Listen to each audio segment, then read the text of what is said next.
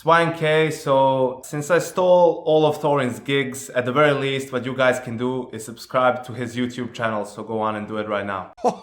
Guys, you got to wait for this one. Oh, this one's rich. This one's rich. Imagine if everyone listening to this video right now supported my channel and got 10% off an order of delicious gamer subs by using the code Thorin, Thorin, at gamersubs.gg. Wouldn't that be crazy? Everyone who thought I wouldn't sell gamer subs would just be absolutely in shambles, wouldn't they? Can you imagine it, guys? Now, episode 1,357 of silly fan behaviour that's just nonsense and ends up being signal noise on the internet.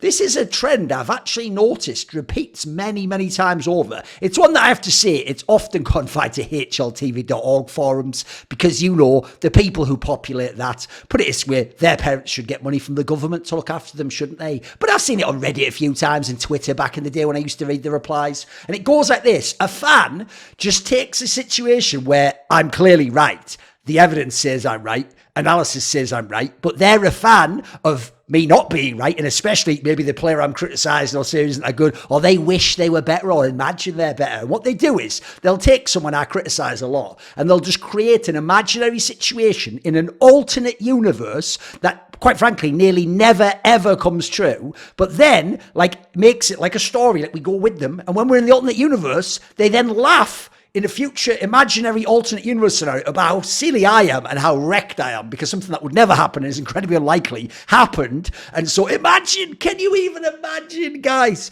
So I'll give you an example. Like right now, I think Fallen's mega washed as an IGL. He's not even that good as an AWPer, and he's obviously mega expensive to be on Fury, right, without insane buyout. So they'd go, Thorin is always hating on Fallen. But imagine he wins 2 majors in CS2 like he did in CSGO. What would he say then? He'd be so owned.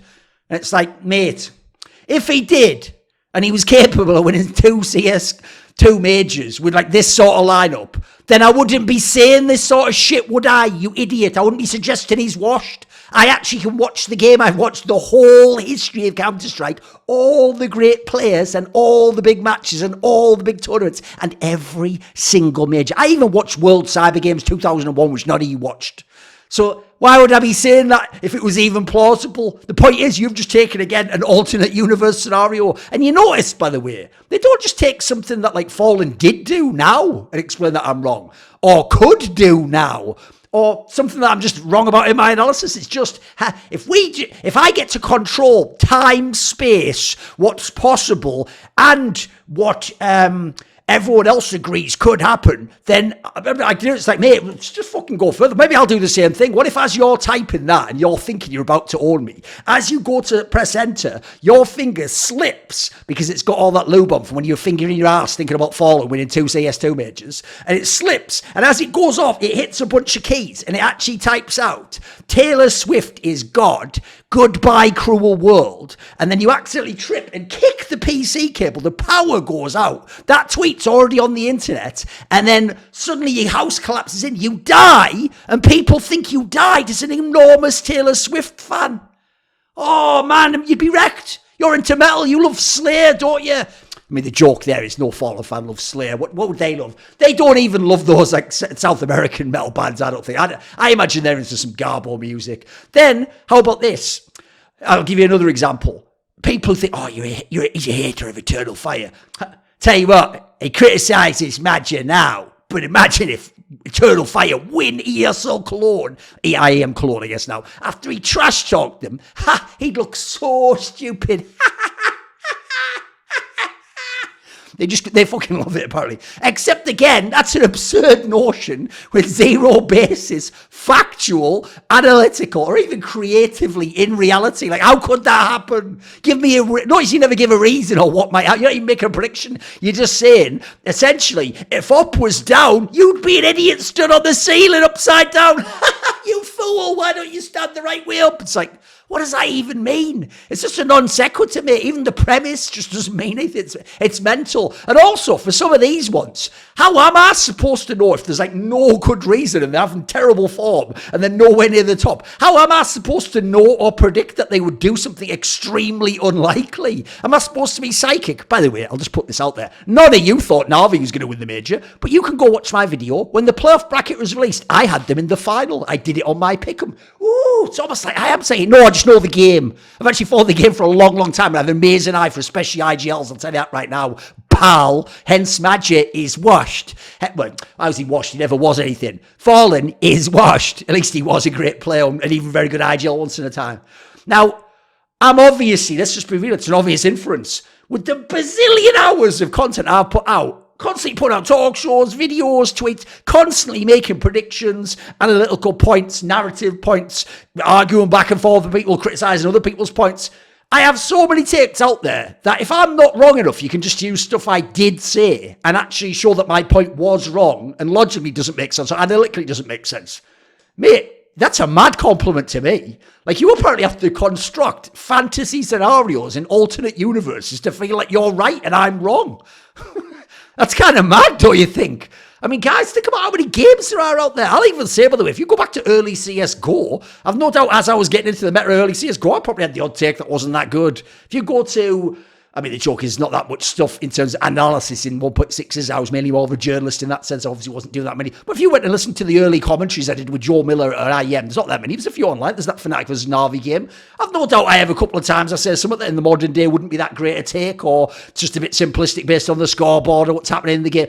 You can never do any of that, because you know why? You don't know the history of this game. You don't know my history in this game. You don't know the things I've done in this game. And you know what? If you don't know any of those things, maybe I would be more qualified to have an interesting opinion or a thoughtful or insightful or an analytical opinion that could be correct. Have you ever considered maybe you're wrong? Here's what's funny. I'm not constructing a fantasy scenario, and it's not an alt universe. This is a real scenario in this universe, which goes, maybe you're wrong. Maybe your analysis sucks. Maybe you like someone, but they're just not that good. By the way, that's cool. I like some people that aren't that good. I was a big fan of, obviously, like, all the old school players. Like, if Kenny S comes back now, he's not that good, is he? There's a reason he retired. If Guardian was still playing, if MSL was still around, well, they're just not that good anymore, are they? So, you know what? In that scenario, I wouldn't go, if you said, MSL sucks, I wouldn't go, yeah? What about if he has a double the Astralis GOAT era, where he wins 8 majors, 2 3-peats, like Michael Jordan, and he's the MVP Orpin and IGLing, better than even Device can do now?